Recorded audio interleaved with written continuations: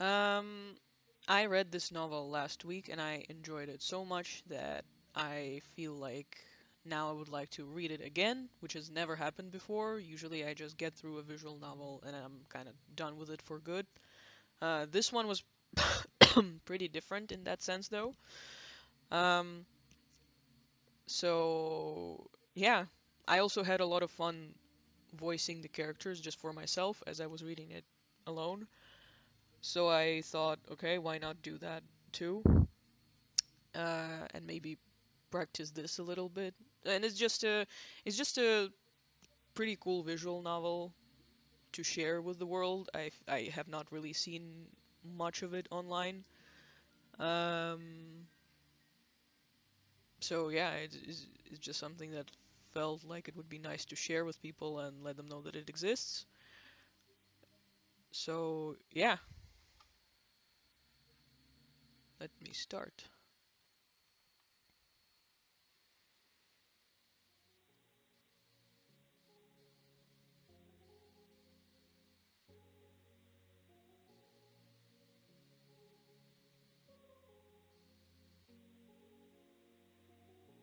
Did you know that our sun is a very unusual star? To start with, it's a yellow dwarf. Those constitute for just 7 to 10% of all stars in the universe. It's an outlier even among those. Most yellow dwarfs are primarily covered with dark spots. The sun isn't. The majority of its surface is bright. In fact, it has 3 times the number of light spots than it does dark spots. Sure, its overall brightness index is nothing special. You could even call it underwhelming compared to other stars of its type. But even so, it works harder than most to shine as bright as it can. And I find that really cute.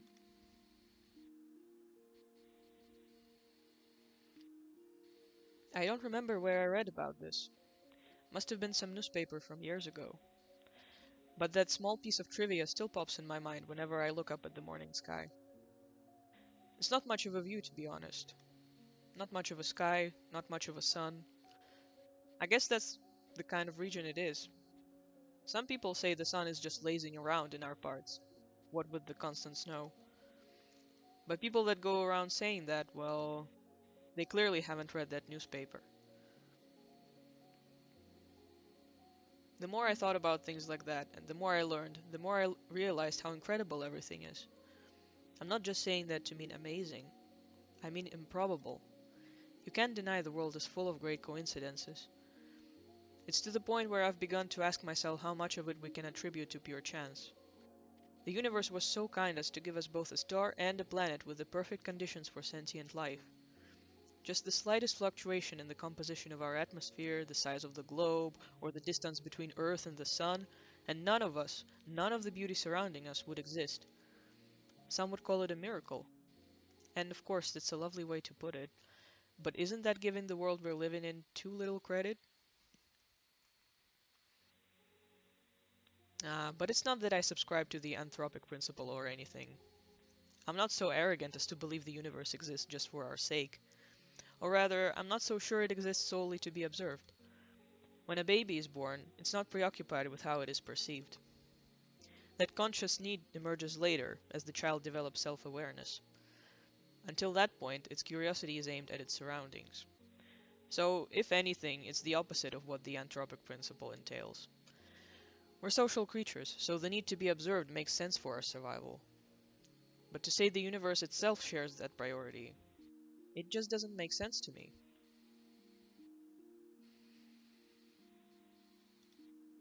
Although you can also think about it this way.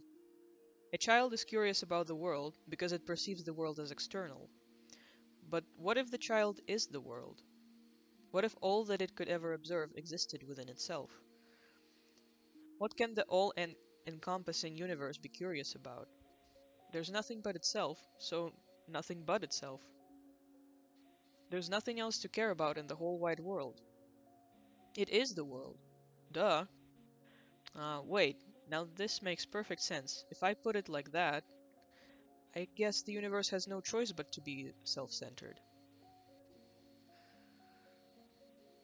Even if this wasn't the case when it was born, What if the universe developed a desire to be perceived by others as it matured, the same way that a child would? And what do we do when we want others to perceive us a certain way? We try to mold ourselves accordingly. Huh, I think I get it now. The universe gradually felt the desire to be seen. It wanted to be admired, loved, and observed, because there's nothing more a world can do but to observe itself. It's the best way and only pastime there is as far as the world is concerned. And if observation is good, more observation is even better. Of course, an endless universe can observe itself endlessly. You can say that its observation value equals infinity. That value may seem absolute, but it isn't really. Not in mathematics. Infinity plus 1 exists. It's a value that the universe could never reach as a singular, albeit infinite, observer. So it had to create new, finite observers to add to its infinity. It needed to create sentient life. Sentient life is the plus 1. When I put it like that, it sounds like all of us are extras at a party. Now isn't that fun? This vast, mighty universe changed itself so meticulously to make new observers possible, it fine-tuned all of its systems so precisely, just to have us here. It worked so hard just to share its one joy with us, worthless insects. Oh no. Oh no, this can't be. That's cute. That's really cute. I should have expected this. I should have known the infinite universe would be infinitely cute. This world truly is wonderful. Wonderful, wonderful. Ira Grachevskaya is missing.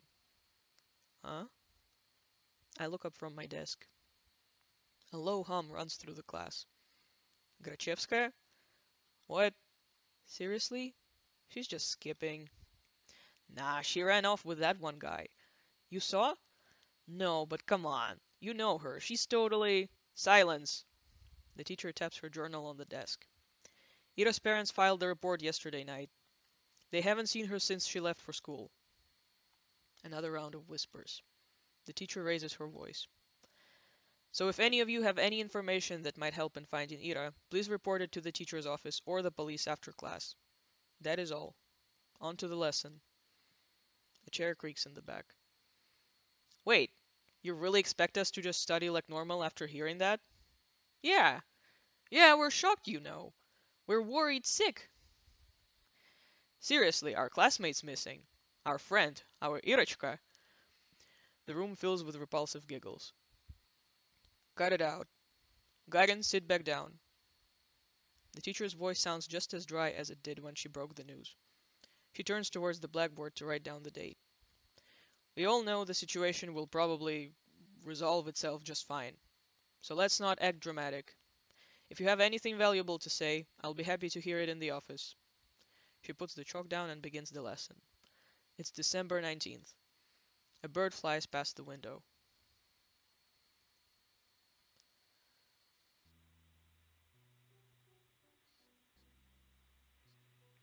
Disappearance. Give me a break.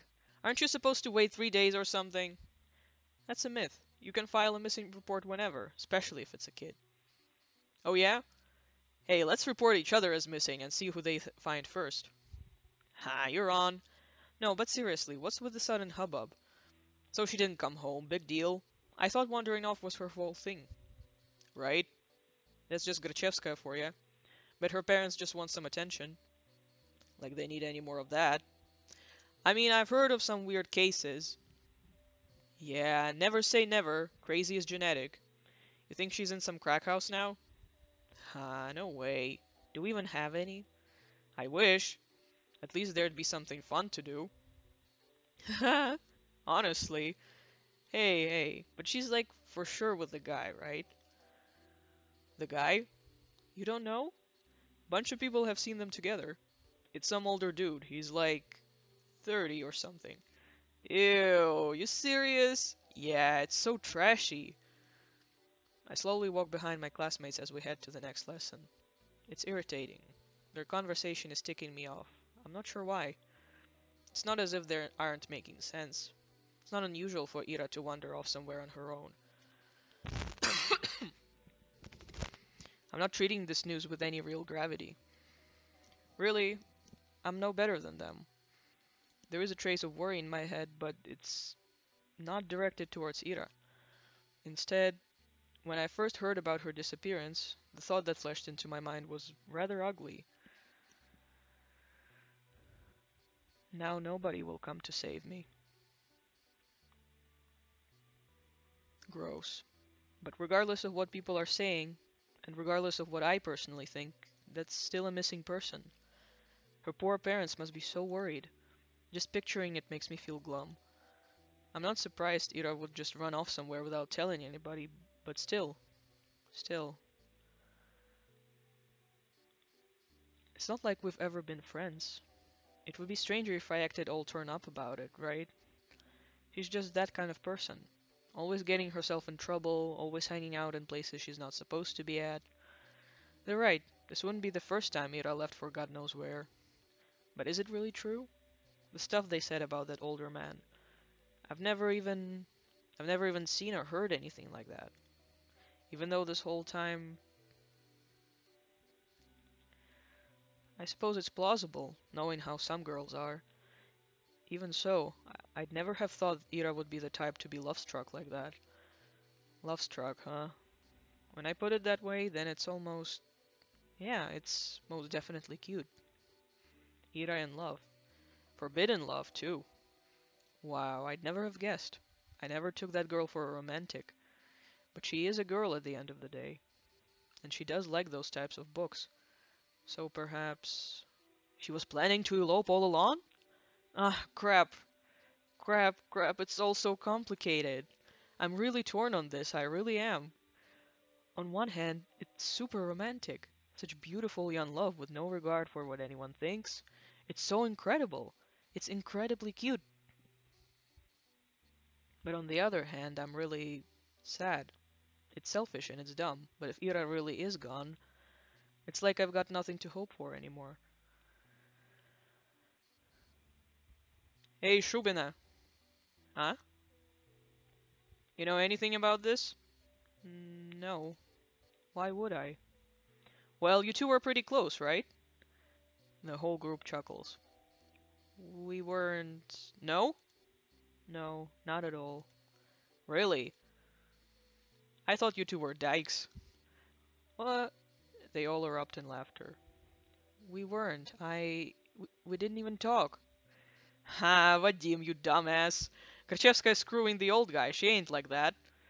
I don't know. Some chicks swing both ways. You never know these days. I don't. It's... Ha, look at her face. Chill out, Shrubina. We're just kidding. Jeez. Why are you getting so scared anyways? You're really a lesbo or something? I'm not. They just keep laughing. What can I even say to that? No matter what I do, they just keep laughing. If Ira came in through the door right now and heard what they were saying, all hell would break loose. I mean, she only disappeared a day ago. She's probably just coming home late today. She doesn't even know there's a missing report. Maybe she has already left her lover's place. Maybe she's trudging through our snow schoolyard as we speak. No, she's already inside. She's already left her wet puffy jacket in the cloakroom, and now she's going down the corridor. Up the stairs, to the left. That's right, she's coming. She's gonna storm in any minute now. Right, that's it. I hear her, I can hear her footsteps. She's coming. Ira's coming. What's with that face? You look like you're holding in a shit. Haha, she's totally a lesbo. I'm... I'm not. I've never talked to her, I told you. The steps walk past the classroom. Now that they're closer, they don't sound like her at all. They never sounded like her in the first place. Well, maybe not with her, but like in general. Yeah, you don't have a boyfriend, right, Shrubina? Why's that? Huh? I don't know. I just... Dude, look at her. Be real. Come on, don't say that. What, you wanna be her boyfriend? Hey, Shrubina, wanna go out with Igor? Oi! What? Come on, he's a great guy. Right, Igor? You treat her right. Piss off, man. I'm not doing this. I bite my tongue. There I go again. Bad habit. It's not like it works anyway, so why do I keep doing it? I plop down at my desk and start mindlessly flipping through the textbook. I need to stop indulging fantasies like that. It just makes me feel stupid every time. If Ira came in through that door and beat them up right then and there, would it really help my case? They'd probably keep saying those same things behind her back and to my face. I guess it really would be for the worse. Yeah, I shouldn't have wished for that. If Ira saw that, it would just add fuel to the fire. So it's a good thing that she didn't interfere. It's a good thing. It's a really great thing. Huh. At least these guys don't bother me for the rest of the day. Everyone's too preoccupied with gossip. I can't focus on studying either. I keep thinking, the last time I saw Ira, the teacher says her parents saw her leaving in the morning, but she didn't show up to class. That part's nothing new. Ira has always had a bad attendance record, so I assume she skipped as usual.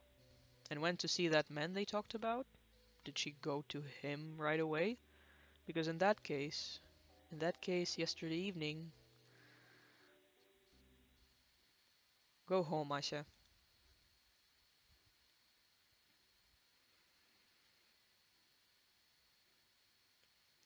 The teacher's office, was it?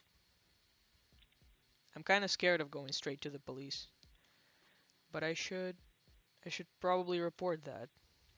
Not sure if it will be of any help, and for some reason the idea of telling anyone what I saw, something about it just doesn't sit right with me. But there's no logical reason for that. I need to get over myself. Sure, she's probably fine. I know that. Freaking everyone knows that. But if she's not, well, I'm gonna regret it big time. Oh, but I might also be tearing star-crossed lovers apart. If Ira really ran away to be with someone that she cares about so deeply, away from society's ridicule, would it be would it really be right to ruin it? Crap. I have to admit, I'm also a little judgmental. I mean, it's really beautiful. I do believe that judging love like that is ugly, ugly, ugly, but whenever I start to consider it closely, I just can't brush off how much older that man is. I just can't. Ugh, I'm really no better than the rest. Wait, that's it. So that's why I don't want to tell anyone about what I saw. It must be the good in me screaming, "Don't ruin their good fortune. They're probably so happy together right now. It's none of your business." Gosh, yes, that must be it. That explains everything. Should I follow my heart then? Should I keep silent? It's not as if what I had seen will make a difference.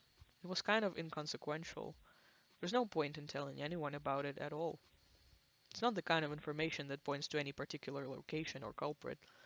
Not that there is one. So let's keep silent and everyone will be happy. I'll be happy, the good irrational me will be happy, and the cold reasonable me will be happy as well. Yup, yup. Good job, Aisha. You solved it. Ah, it sure is nice to have a clean conscience. Well, no need to loaf around here any longer. Guess I better head home. Counterpoint! Counterpoint, counterpoint. What if, and bear with me here, what if Ira is actually missing? Despite all odds, there's always a possibility that she is in danger. If there's even the tiniest chance that my report will help in finding her, then that info is worth providing. And if she really did elope with her beloved, then my testimony won't change a thing. It's worthless at worst. That's true. If I carefully weigh the pros and cons, that off chance of Ira being in danger and my words being the key to saving her makes for a strong argument. Whoa.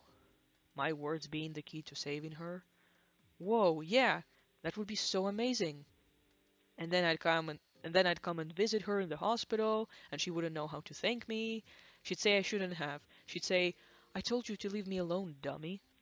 But then I'd just shake my head and respond, "It's nothing. I was just doing what I was supposed to." No, I gotta come up with something cooler. I'll need to think about that. Wait, why is she in the hospital? Do I hope Ira ends up in the hospital? Geez, of course not. I don't need my freaking testimony to save her. I hope my testimony is useless because she's already home. Or is calling home, telling her parents how happy she is with the love of her life? That's what I hope for. I just keep having stupid thoughts today. At least I know what I should do now. I've made my decision. I'm going to the teacher's office. Where was it again? I doubt they expect anyone to come.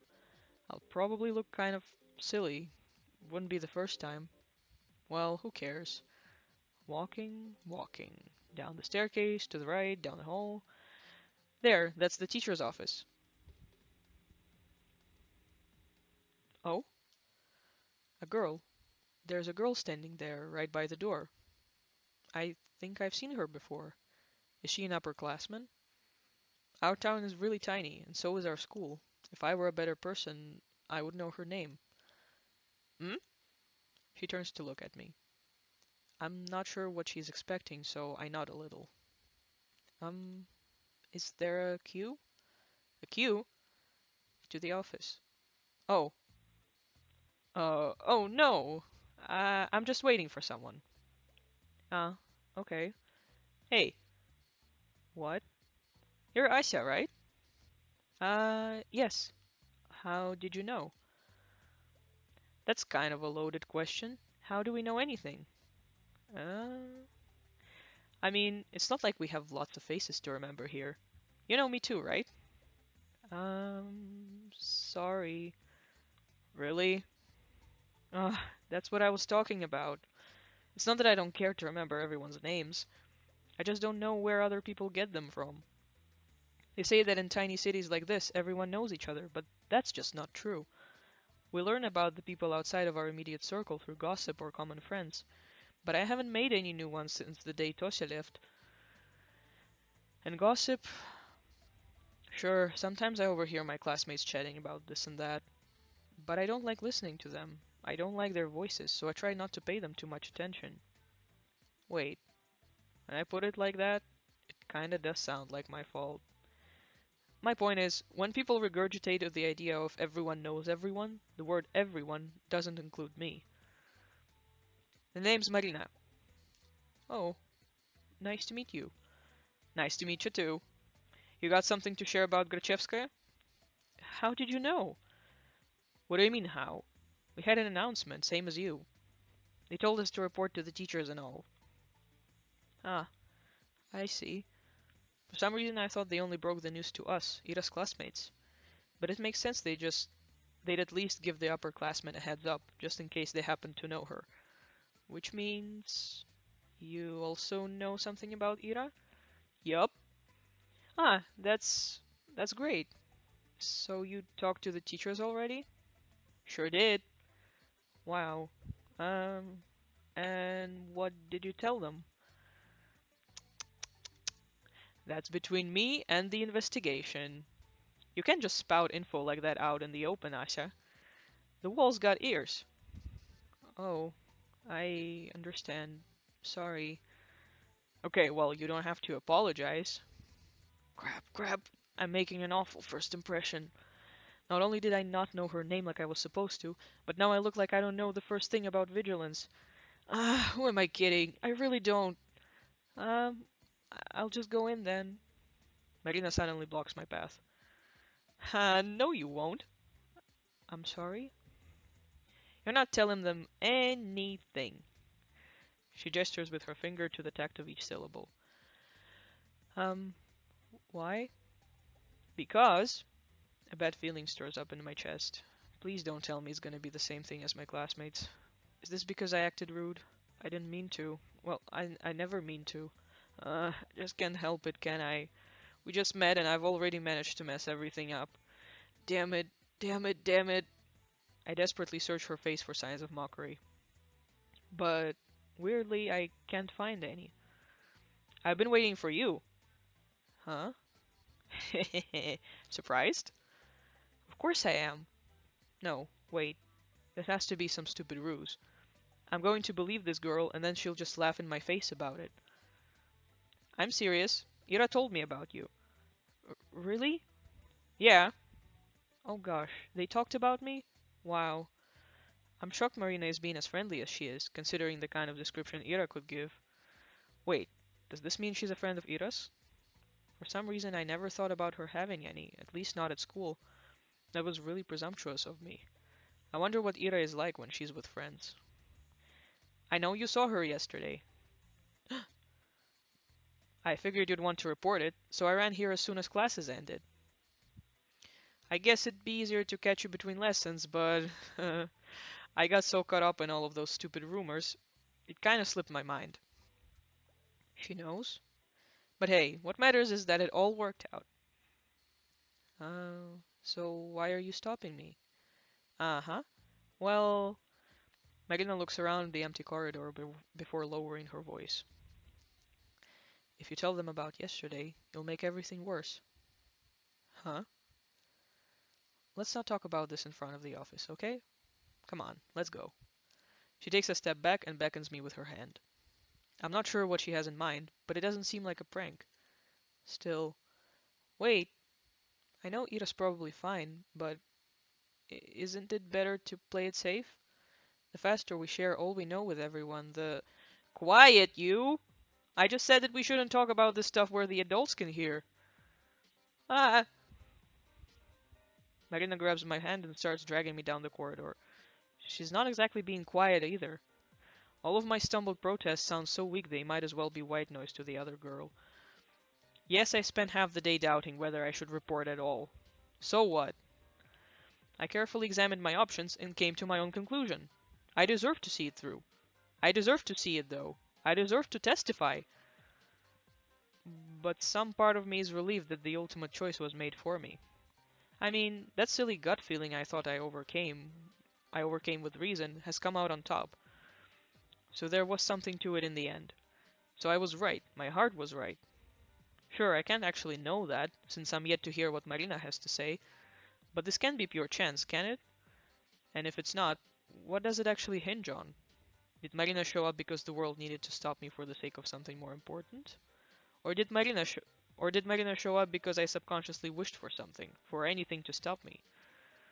Whatever it was, I guess I don't mind this after all.